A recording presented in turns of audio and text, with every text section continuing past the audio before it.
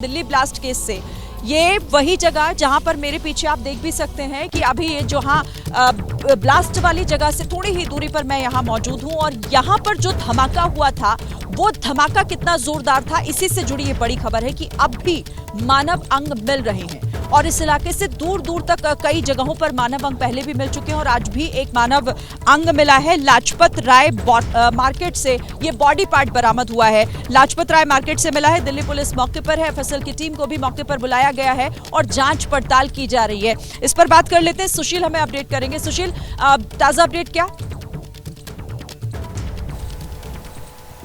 जी देखिए, सीधे तौर पर शरीन 10 नवंबर को ये ब्लास्ट होता है और आज 13 नवंबर है और 13 नवंबर को अभी तक इस पूरे हादसे में जो लोग जिनकी दर्दनाक मौत हुई उनसे संबंधित कुछ मानव अंग हैं जो लाजपत नगर मार्केट में अभी बरामद हुए हैं, जिसको फिलहाल अब दिल्ली पुलिस को सूचना दी गई है। एफएसएल की टीम भी मौके पे पहुंची है और सबसे बड़ी बात है कि ये करीब वहाँ से 80 से 100 मीटर की ये दूरी होगी और जैन मंदिर बीच में है। 3 मंजिला जो मंदिर है वो है, उसके बाद पार करके मानव अंग का मिलना डेंसिटी दिखाता है कि जो कार का धमाका था वो कितनी तेज था कि न केवल जो गाड़ियां आसपास में थी शरीन उसके परखच्चे उड़ गए, बल्कि जो आसपास व्यक्ति थे जो लोग मौजूद थे उनके भी मानव अंग इधर उधर तितर बितर हुए और जो गिरे पड़े मिले हैं वो अभी तक रिकवर किए जा रहे हैं। और अब कहीं ना कहीं संभवतः एफएसएल की टीम मौके पे है जो इस पूरे मामले में जांच को लेकर आगे बढ़ेगी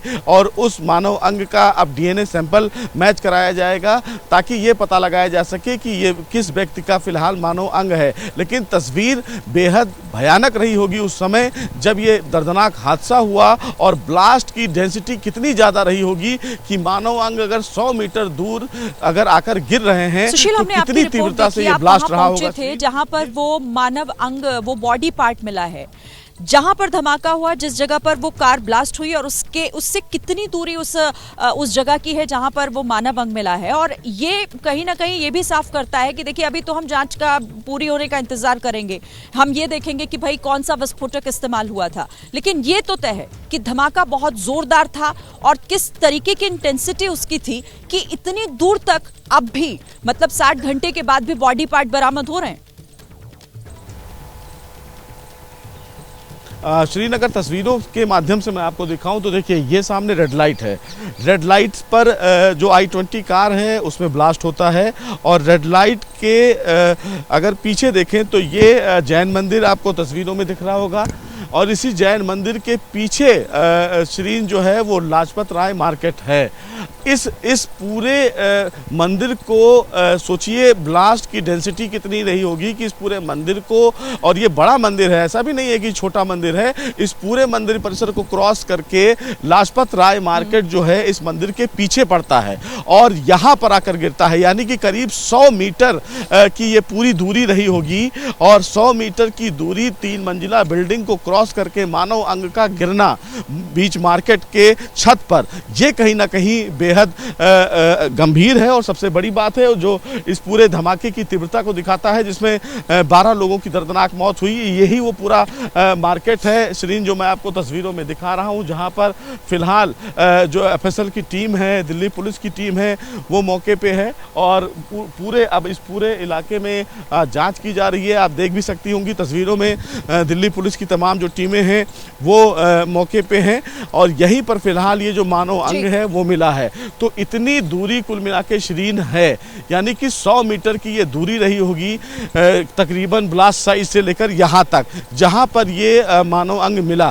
तो खुद समझ सकती हैं कि आज 13 नवंबर है, यानी कि अभी तक लोगों के जो बॉडी पार्ट्स हैं वो यहाँ पर मिल रहे हैं और इसीलिए इस पूरे इलाके की भी अब जांच की जा रही है कि कहीं ऐसा तो कोई संदिग्ध मामला है।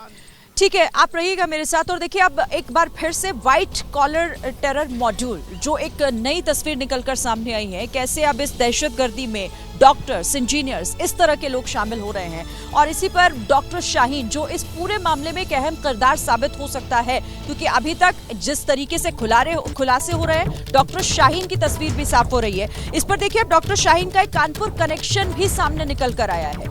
जानकारी ये मिल रही है कि डॉक्टर शाहीन की कुछ तस्वीरें वायरल हुई हैं। शाहू जी महाराज कानपुर यूनिवर्सिटी से पढ़ाई करने का दावा डॉक्टर शाहीन के किया जा रहा है। सोशल मीडिया पर डॉक्टर शाहीन की कुछ तस्वीरें हैं जो इस वक्त वायरल हो रही हैं। तो ये कनेक्शन अब डॉक्टर शाहीन के अलग अलग जगहों से निकलकर सामने आ रहे हैं। इससे पहले महाराष्ट्र में कैसे डॉक्टर शाहीन का कनेक्शन निकला इस तरीके से कि वहां पर उसकी शादी हुई थी, लेकिन वो शादी टूट चुकी है। उसके पूर्व पति ने अब किसी भी तरीके के कोई ताल्लुक होने से साफ इनकार कर दिया है। लेकिन अब ये कानपुर कनेक्शन क्या है, सुशील, इस पर क्या हमें अपडेट मिल रहा है? वो तस्वीरें क्या है जो वायरल हो रही है, उससे क्या पता चल रहा है?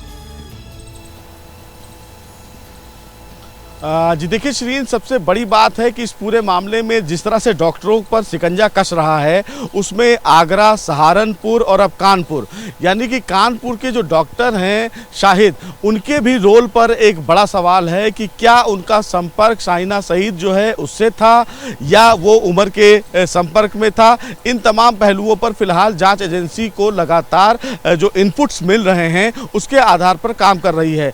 कल 54 लोगों को जो श्रीन हिरासत में लिया गया था, उसमें पूछताछ हुई। पूछताछ में ये भी पता चला, जिसमें कुछ लैब टेक्नीशियन थे, उनसे पूछताछ हुई कि क्या कोई ऐसा संदिग्ध व्यक्ति है जो डॉक्टर उमर का करीबी हो। हालांकि इस पूरे मामले में ये देखना है कि व्हाइट कॉलर के जो तमाम डॉक्टर्स हैं, जो पढ़े लिखे हैं, उनका सिंडिकेट कितना दूर तक फैला है। क्योंकि सबसे बड़ी बात है कि ये जो डॉक्टर हैं आम आदमी के बीच में हैं, लोगों को देखते हैं, तो क्या उनके बीच में रहकर एक बड़ी साजिश को रच रहे थे। जिस तरह से तमाम जो डॉक्टर्स की अब अरेस्टिंग हो रही है, चाहे वो जम्मू कश्मीर हो, चाहे वो यूपी का आगरा हो या लखनऊ हो या कानपुर हो, ऐसे में अब सवाल जरूर खड़ा हो रहा है कि क्या एक बड़ा मॉड्यूल है जो इस पूरे मामले में काम कर रहा था। फरीदाबाद में इतनी बड़ी काफ़ी मात्रा में विस्फोटक का मिलना, उसके बाद इको स्पोर्ट कार मिलना, जहां पर अब जांच का दायरा जो है वो धीरे धीरे बढ़ रहा है। और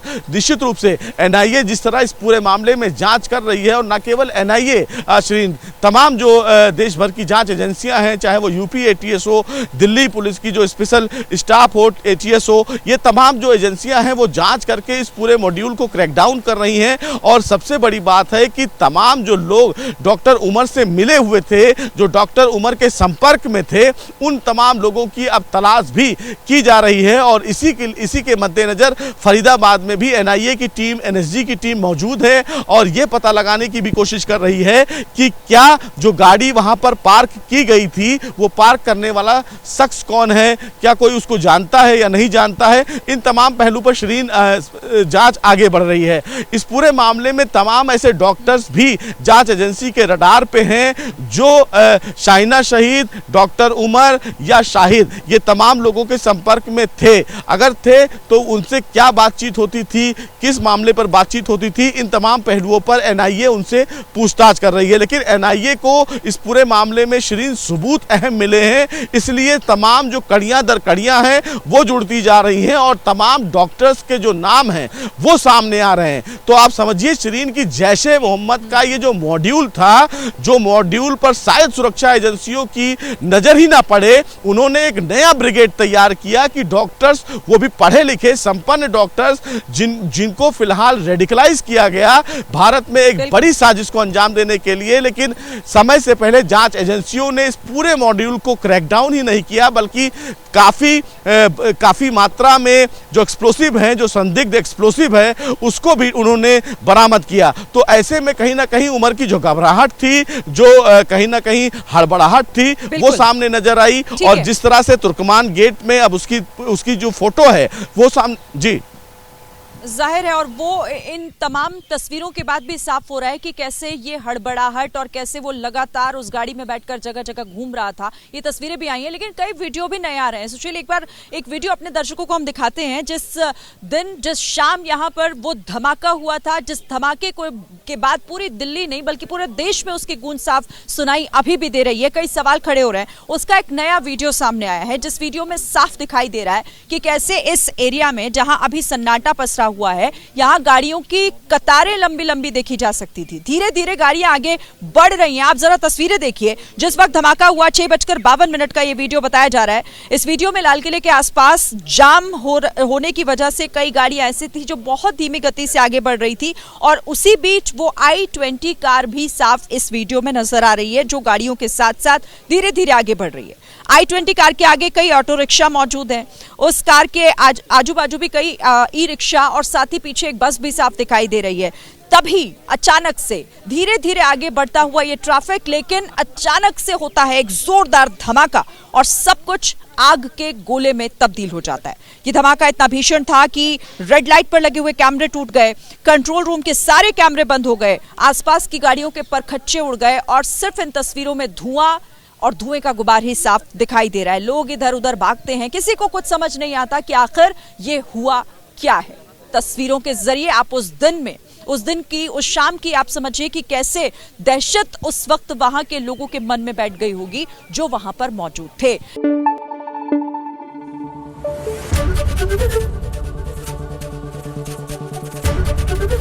एबीपी न्यूज आपको रखे आगे।